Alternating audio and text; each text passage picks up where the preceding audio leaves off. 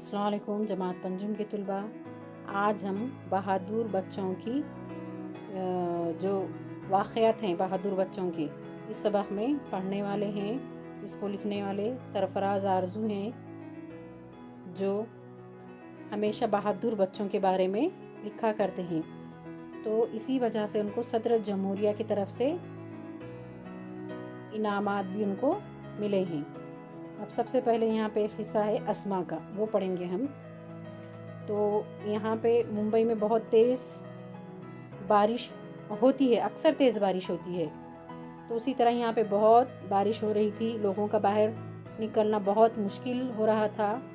मुंबई के मानखोर्द इलाके में चिल्ड्रन सोसाइटी नामी इदारा जो बच्चों के लिए बाल घर चलाता है।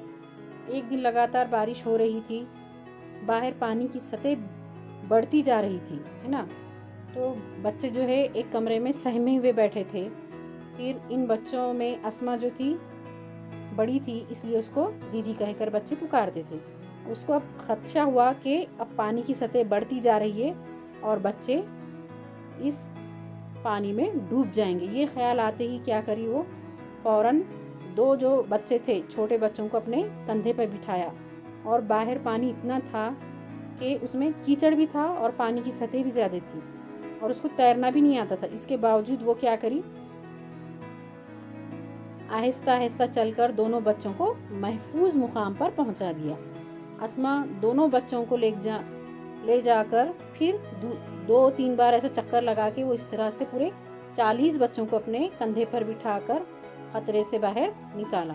तो यतीम खाने में पलने वाली इस बहादुर बच्ची ने हर बार अपनी जान को ख़तरे में डालकर दूसरे बच्चों की जान बचाई और हिम्मत और क़ुरबानी की एक उम्दा मिसाल कायम की। अभी अपन अस्मा की कहानी पढ़े है ना। अब यहाँ पे मुंबई की अस्मा की तरह ही एक राजस्थान का जो लड़का है 15 साल का सुधीर की कहानी है, जो अपनी जान जो है वो भी जोखिम में डालकर एक कारनामा किया है ना। यहाँ पे एक रात में क्या हुआ था, अचानक लाइट चले गई, है ना, बिजली चले गई, पूरा इलाका अंधेरे में डूब गया।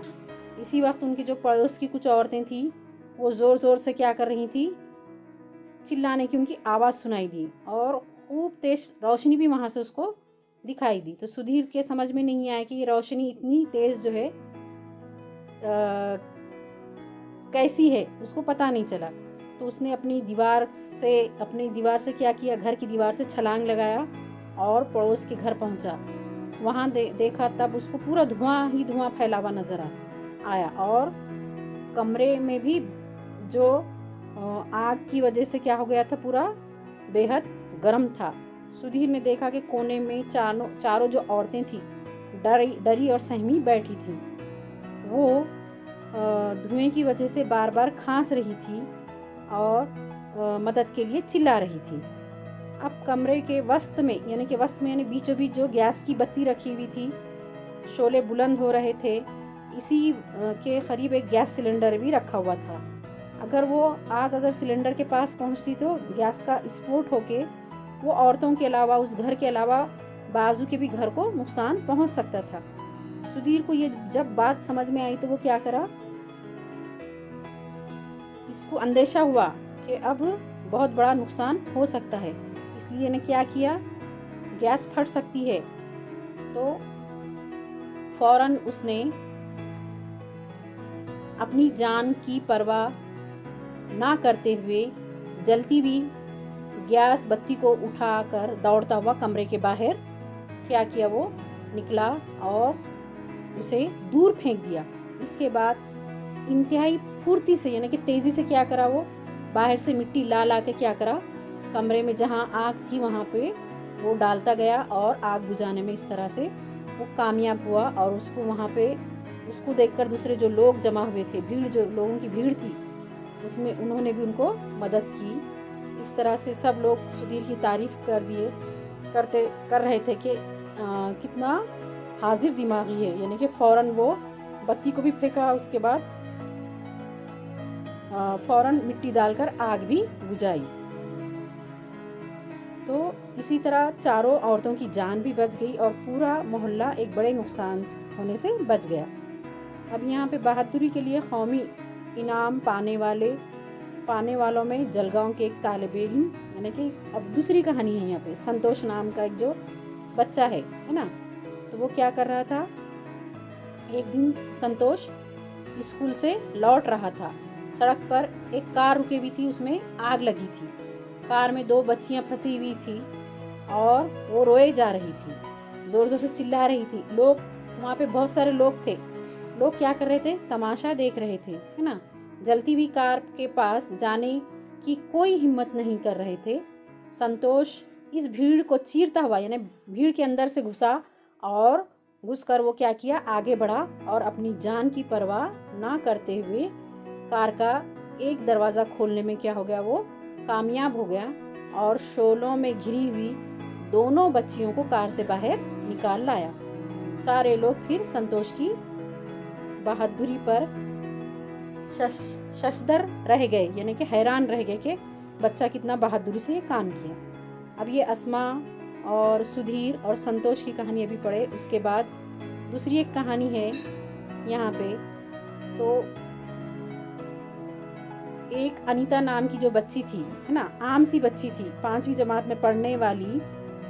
कहाँ की थी वो, मध्य प्रदेश के एक स्कूल की 5वीं जमात में पढ़ने वाली अनीता नाम की जो बच्ची थी, एक आम सी बच्ची थी। एक रोज़ अपने 3 सहेलियों के साथ वो घर के करीब नाले के पास से गुजर रही थी। अचानक इसकी सहेली जो कविता थी, उसको जाने क्या सूझी कि पानी में उतरकर खेलने लगी, जो नाला है। सहेलियों ने उसे रोकना चाहा, लेकिन वो नहीं रुकी और सुनी भी नहीं किसी की और खेलती रही पानी में, है ना। सब बच्चों को पानी में खेलने मज़ा आता है, उसी तरह वो पानी में खेल रही थी। इतने में एक बड़ी लहर आई और कविता को गहरे पानी में बहा ले गई। अब वो भंवर में गोते खाने लगी, गोते यानी कि डूबने लगी, ऊपर आने लगी। तो अनीता की सहेलियां वहाँ ये मंजर देखकर घबरा गई और वहाँ से भाग खड़ी हुई, यानी कि चली गई वहाँ से वो। लेकिन अनीता जो है, उसको ये बात अच्छी नहीं लगी और सहेली को मौत के मुंह में छोड़कर भागना उसको ये बात पसंद नहीं आई। उसने क्या किया, फौरन पानी में छलांग लगा दी और नाले के किनारे उगे हुए पौधों को एक हाथ से मजबूती से पकड़ा और दूसरे हाथ से अपने सहेली का हाथ भी मजबूती से पकड़ा और पूरी ताकत से उसको ऊपर खींचा। आखिर वो अपनी कोशिश में कामयाब हो गई, इसने अपनी सहेली को डूबने से बचा लिया। तो हमारे मुल्क में ऐसे वाक़यात पेश आते रहते हैं और राजधानी दिल्ली में, यानी कि जो बच्चे ऐसे बहादुरी के काम करते हैं, तो उनको हर साल 26 जनवरी के मौके पर क्या किया जाता है, यौम जमहूरिया के मौके पर जो शानदार परेड होती है, उसमें उनको शामिल किया जाता है और इन बहादुरी के वाक़यात को टीवी और अखबारात के जैसे ज़रिए आम लोगों तक पहुंचाया जाता है, और जिसकी वजह से इन वाक़यात को देखकर दूसरे जो लोग हैं, है ना, उन्हें भी दूसरों की मदद करने का जज्बा पैदा होता है ना। हमें भी ऐसे काम की तरगीब मिले, इसलिए ये ऐसे बहादुर बच्चों की कहानियाँ पेपर में और टीवी पर दिखाई दी जाती हैं। आज के लिए इतना ही। अल्लाह हाफ़िज़।